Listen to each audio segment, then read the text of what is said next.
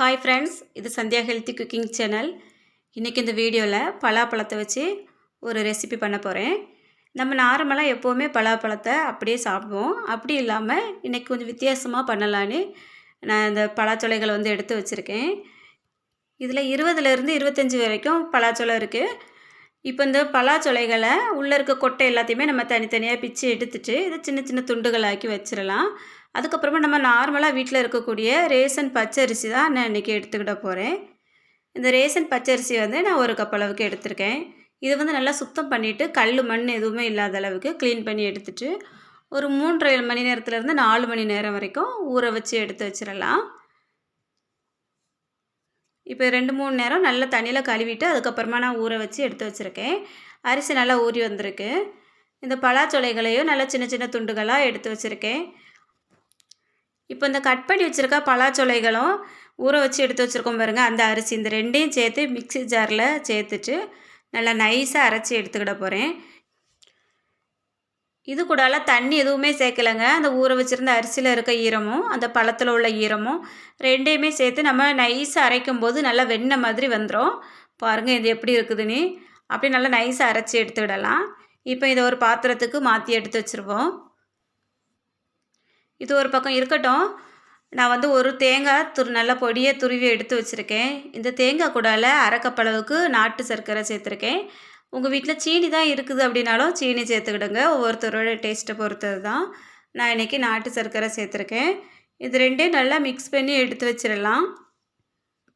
இப்போ நான் ஒரு வாழை இலை எடுத்து வச்சுருக்கேன். வாழை இலையை இந்த சைஸுக்கு அந்த தண்டு இல்லாத அளவுக்கு கட் பண்ணி எடுத்துடலாம். எடுத்துட்டு அதில் உள் பக்கமாக லைட்டாக எண்ணெய் இல்லைன்னா நெய் ஏதாவது லேசாக தடவிக்கிடுங்க. நான் இன்றைக்கி லைட்டாக நெய் தடவிருக்கேன். இப்போ நம்ம அரைச்சி வச்சுருக்கோம் பாருங்கள், நல்லா வெண்ணெய் மாதிரி இருக்குது. அதிலேருந்து ஒரு ஸ்பூன் எடுத்து வச்சுட்டு இதை மாதிரி கையில் கொஞ்சம் தண்ணி தொட்டுட்டு அப்படியே இந்த இலைகளில் நைஸாக தடவி விட்டுறலாம்.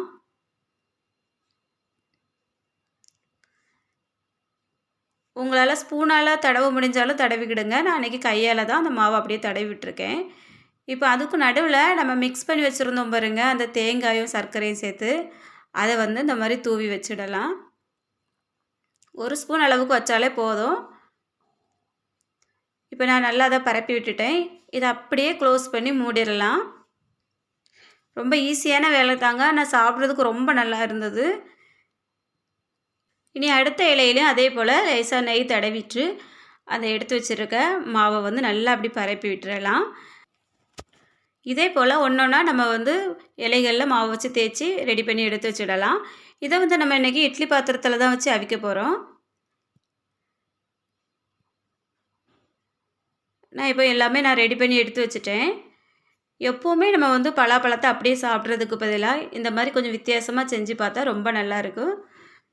குழந்தைங்க ரொம்ப விரும்பி சாப்பிடுவாங்க. அந்த பழம் தெவிட்டவும் செய்யாது. இது ஒரு ஸ்நாக்ஸு சாப்பிட்ட மாதிரியும் இருக்கும். இதை அப்படி நம்ம இட்லி பாத்திரத்தில் வச்சு வேக வைக்கிறதுனால ரொம்ப ஹெல்த்தாகவும் இருக்கும். இப்போ இதே நான் ரெடி பண்ணிக்கிட்டேன். இப்போ அடுப்பில் இட்லி பாத்திரத்தில் தண்ணி ஊற்றி அது கொதிச்சிட்டு இருக்குது. இப்போ நம்ம இதை இட்லி தட்டில் அடுக்கி வச்சிடலாம். இந்த மாதிரி இட்லி தட்டு இல்லைன்னா நீங்கள் இடியாப்பம் அவிக்கிற பாத்திரம் இருக்கும் பாருங்கள், அதில் கூட வச்சு அவிச்சிடலாம். நான் அந்த மாதிரி இட்லி தட்டில் ஒரு 3லேருந்து 4 இலைகளை அப்படியே மேலாட்டில் ஒன்றுக்கு ஒன்றா சரிப்பாக எடுத்து வச்சுக்கிட்டேன்.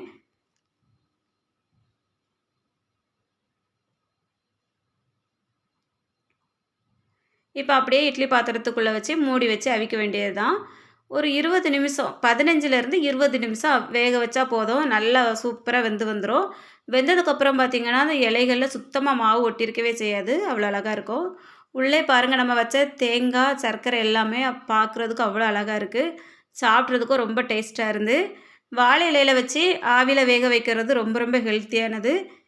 நீங்களும் இதே போல் பலாப்பழம் வாங்கினீங்கன்னா ஒரு டைம் ட்ரை பண்ணி பாருங்கள், ரொம்ப நல்லா இருக்குது. இந்த வீடியோ உங்களுக்கு பிடிச்சிருக்கோன்னு நினைக்கிறேன். வீடியோ பிடிச்சிருந்தா மறக்காமல் ஒரு லைக் கொடுத்துருங்க. அப்படியே சப்ஸ்கிரைப் பண்ணிவிட்டு பக்கத்தில் இருக்க பெல் பட்டன் ஆன் பண்ணிட்டீங்கன்னா அடுத்தடுத்து அப்லோட் பண்ணக்கூடிய வீடியோஸ் எல்லாமே உடனுக்குடன் உங்களுக்கு நோட்டிஃபிகேஷனில் வரும். மிஸ் பண்ணாமல் எல்லா வீடியோஸையும் பார்க்கலாம். இந்த வீடியோவை பொறுமையாக பார்த்த எல்லாருக்கும் ரொம்ப ரொம்ப நன்றி. வணக்கம்.